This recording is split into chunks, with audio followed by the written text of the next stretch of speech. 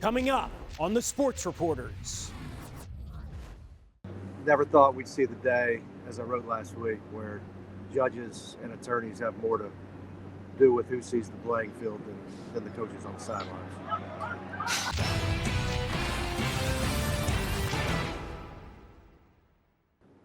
Welcome to the Sports Reporters. I am Jeremy Schaap, and today another milestone in the dismantling of college sports as we've known them for the last 70 so years, or not.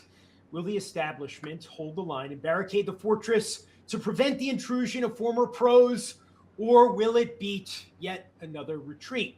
To discuss, we're joined by three eminent college sports opinion leaders: Heather Dinich of ESPN, Mark Schlabach of ESPN, and Josh Pate of ESPN, completing the trifecta.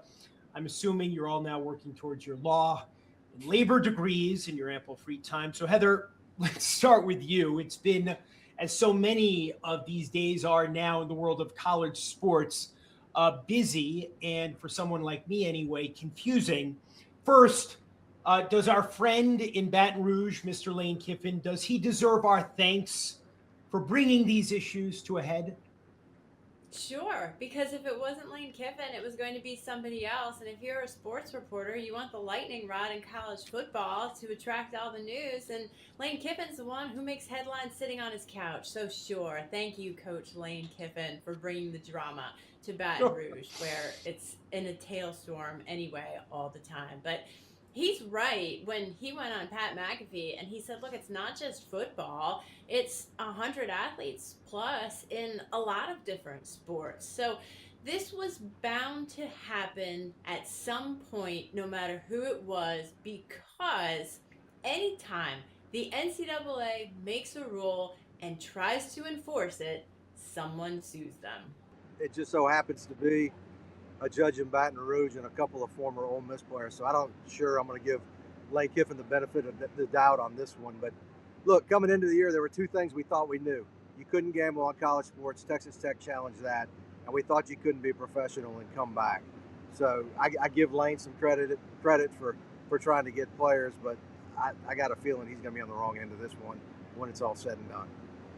Other part of that, Mark, and if you think about how seemingly divided everyone is opinion-wise on pretty much everything college-related right now, you could even talk broader picture societally. Even the conferences have been at each other's throats, and yet this is a moment, really a moment in time where it seems like 95+% of public sentiment, ironically, is behind the powers that be. They're looking at Lane, and Lane's just the face of this right now and saying, how dare you? Even so much so that the conferences have locked arms publicly. So if you want to call him a uniter, I guess in some weird, sick, twisted sort of way, he's united. But for people who are just normal, outside the fence looking in, don't have law degrees, they're sitting there wondering the same thing I am today, Jeremy, which is, okay, I kind of get how a court could tell conferences, you can't keep those players from coming back. I get that. The bridge I haven't been able to cross, and maybe it's just the small mind I have, but the bridge I haven't been able to cross yet is, can those courts also tell the conferences they can't even threaten action against member institutions and coaches? Because those seem to be an A-B. They seem to be two different things here. So I will tell you now, and I don't have a law degree. That's why I'm a sports reporter. But I will tell you that I have talked to people who believe that in the legal world, because the conferences are trying to regulate rules for 16 schools, 18 schools, whatever it might be, they have a better chance in court to be able to actually enact those rules than they do if they were to try to do a broad-based NCAA type rule, because it's more concentrated to their conference. And this goes back to the Sorsby thing. When the Big 12 flexed and said, hey, we have a rule, you cannot gamble on your own team and go play in a football game, and then they filed a lawsuit in federal court, and it never got to that point. But that's the whole point. These conferences, when they talk about breaking away from the NCAA, this is exactly what they were talking about. Creating their own rules, enforcing them, and absolutely they expect to be challenged legally on them. But at the same time, because they're just trying to manage their schools and not everyone's schools, they feel like they have a better chance at it. Yeah, I think talking to legal experts who know a lot more about the law than us, they feel like the SEC, once Greg Sankey and the conference are named defendants in this lawsuit and TRO in Baton Rouge, that they're more than likely going to file a federal lawsuit in Birmingham and require all the plaintiffs to come there. Probably wouldn't go to Louisiana, where the judges seem to be more friendly than other states, maybe outside of Mississippi. But to them, it's a First Amendment issue. It comes down to the right to associate. If you want to be a member of our association, you have to follow our bylaws. And if they can get a federal judge on board with that, and I agree with Heather, I think it is more likely that conference bylaws would be enforced by federal courts than NCAA. But I think it could come down next week. I mean, I think we could be sitting here a week from today, on Friday before the big opening weekend of college football, and still trying to determine who's eligible and who's not, while there are emergency injunctions taking place, emergency appeals in courtrooms across the country. When everything has changed so much in the last few years, right? And everything that the NCAA and the powers that be told us would happen didn't happen. We didn't see college sports collapse because of NIL, because of direct payments, all of that stuff. Why is holding the line on eligibility, controlling eligibility, why does this issue matter so much? Whoever wants that. Well, I think about it again, not from so much the legal angle, but more an angle of precedence. Maybe who knows? Maybe that is a legal term, but it goes back to me as a child testing to see what I could get away with, and I know my parents would come down on me disproportionately hard at the very outset, not so much because what I was trying at the time was that egregious, but because they knew I'll keep testing, I'll keep poking, I'll keep prodding to find out exactly how far it could go. And I was talking to someone earlier today about that very thing, and they said, hey, look, the gambling on sports related issue, that was a hard and fast line in the sand, and it was right to stand up against that. The veil of amateurism, even if people chuckle at that, yes, there is still a difference between a college football player and a professional football player, and that's one where we're really going to put our foot in the ground, only because if we seed on that, what else are we seeding on? What other 5 to 10 frontiers are we attacked on? And to me, in the abstract, that makes a lot of sense. Also, it's because of the trickle-down effect that this has all the way to the high school level. And this is Greg Sankey's point. And I see this. I see this because I'm around high school athletes in my personal life. And what happens is when you have someone like Trinidad Chambliss, I'll use for an example, somebody who's getting a 6th year of eligibility, you got to go down the row. There's a high school kid out there who wants to play quarterback for Ole Miss, and he's got to wait another year. So does the kid that's on their roster already. And if you've got, we had at some point, the guys on the offensive line for some of these teams are old enough to play for the Philadelphia Eagles. Everybody else is like, wait a minute, what about me? I want to develop as a player. I want to get better. I want to earn my time, and be a part of that. And when you have these players and who don't have eligibility rules, and then you have the common sense issue of just being in the pros and coming back to college. My 16-year-old cannot play on my 14-year-old soccer team. This goes back to the very fundamentals of sport. You can't do it. They are the only class that has been excluded from the 5-for-5. These guys that played 4 years and 4 seasons in 4 years. And, their argument is going to be, look, there are former European basketball players playing in the SEC at schools across the SEC and schools across the country. And it's not legally right for you to exclude us because we play football or whatever. But look, it's not just football and basketball players. It's female volleyball players. It's soccer players. I've been told if this gets through, there will be a flood of college baseball players trying to return from the minor leagues where they're toiling in minor, high class A or rookie ball. They can come back and make a lot more money than what they're making right now. So, I think it's going to be a very, very dangerous precedent if the conferences can't get this ruling overturned, can't get these rulings overturned. And look, I'm not a lawyer either.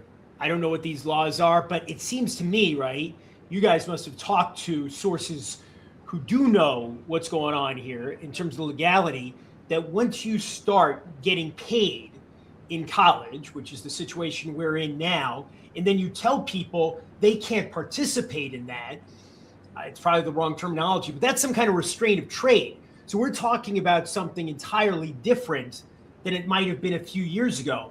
And the other thing we know is when they go to the courts, they generally lose. I'm talking about the NCAA, right? And we know that the Supreme Court, if it trickles at some point all the way up there, the Supreme Court has been very hostile to the arguments of the NCAA in general and finds their rules and regulations hard to defend. So, is this going to be one of those things where right now, as Heather says, the vast majority of public opinion is against letting people back, et cetera, after they've been pros, but we're just going to evolve to a point where everybody accepts it, and this is just going to be another moment where they lose control? I personally, I don't think so, Jeremy. I mean, look at the Sorsby case at Texas Tech.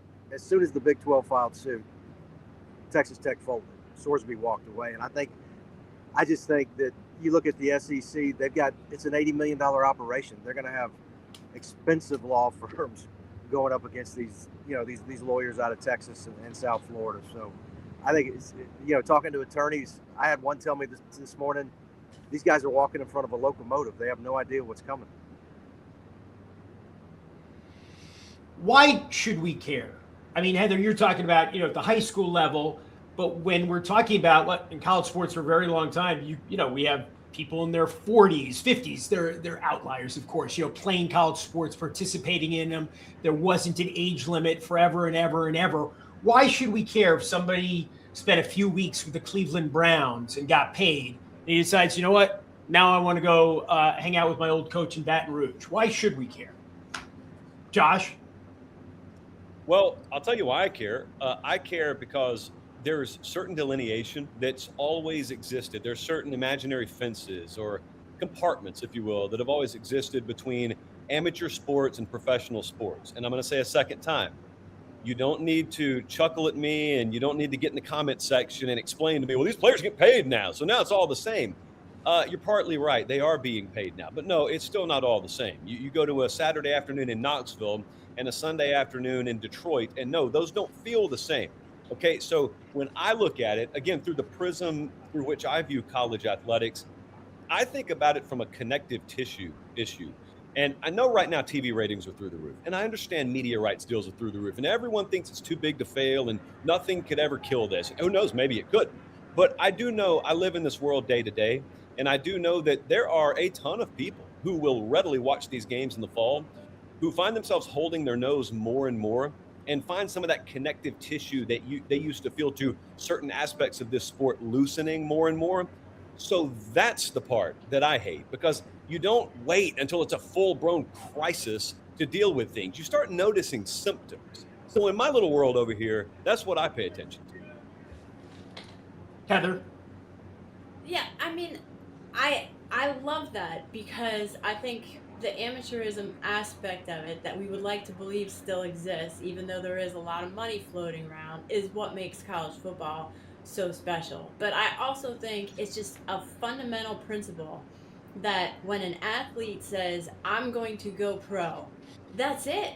You're done. You have signed the contract. You are now out of that world and you're moving on. And I think that that's just part of the natural progression. And college football fans and fans of all these sports, softball and baseball and lacrosse and everything, they want to cheer on the next group. I mean, this is why recruiting websites are so big. They love these young players, these young stars. I mean, look at Tennessee's quarterback. A true freshman is going to start in the SEC this year. I mean, that's awesome for that kid. And he wouldn't have been able to do that if other eligibility things hadn't played out that way. So I think that the fundamental principle of it is super important, and Greg Sankey and every one of those commissioners will tell you, I have not had athletes come to me and tell me they want to be employees.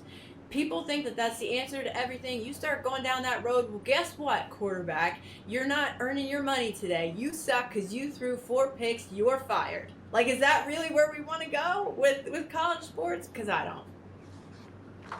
Look, Mark, right? I mean, what was it? When did Chris Wenke, win the Heisman, right? And he had played seasons and seasons of minor league baseball, right? And he came back. So for somebody who's just skeptical about it, like, what's the difference? That was an anomaly, right? It was a different sport. And what was he, 25 or 26 when he came back? Right. But, it's just going back to what Josh said, there were rules that before so much money became involved, there were rules in place. You got 4 years to play 4. You could get an extra year if you redshirted or you tore your ACL, and you got a medical year. Then money got involved, and we've got kids transferring 4 or 5 times, and you got guys fighting to come back for 6th and 7th years because there's so much dang money involved. And I mean, money ruins everything, and it certainly ruined a lot of what college football was about and what it's meant, going back to what Josh said. And I think it's just sad. I mean, I look, these guys, the majority of these guys aren't suing, and these female athletes aren't suing to come back to college to finish their degrees. They're coming back to make a few $100,000 for the football players and the basketball players. Will Congress act? I mean, we keep talking about Congress has to get involved. The NCAA wants Congress to get involved. They don't want to spend all their time dealing with different jurisdictions, fighting lawsuits, hiring lawyers. Is this another issue that can only be settled basically by legislative action? You guys see Chevy Chase, National Lampoon's Christmas Vacation? If I woke up tomorrow morning with my face under the carpet, I wouldn't be more surprised if there was federal legislation. I mean, come on. Tony Petitti stood up at Big Ten Media Days, said he's been to Washington, D.C. 23 times. 23 times, right? And Senate's out of session. They're coming back around September 15th. Even if they get the bill to the floor for a vote, still got to go through the House. I'd be shocked. That's why we're talking about these conferences making their own rules.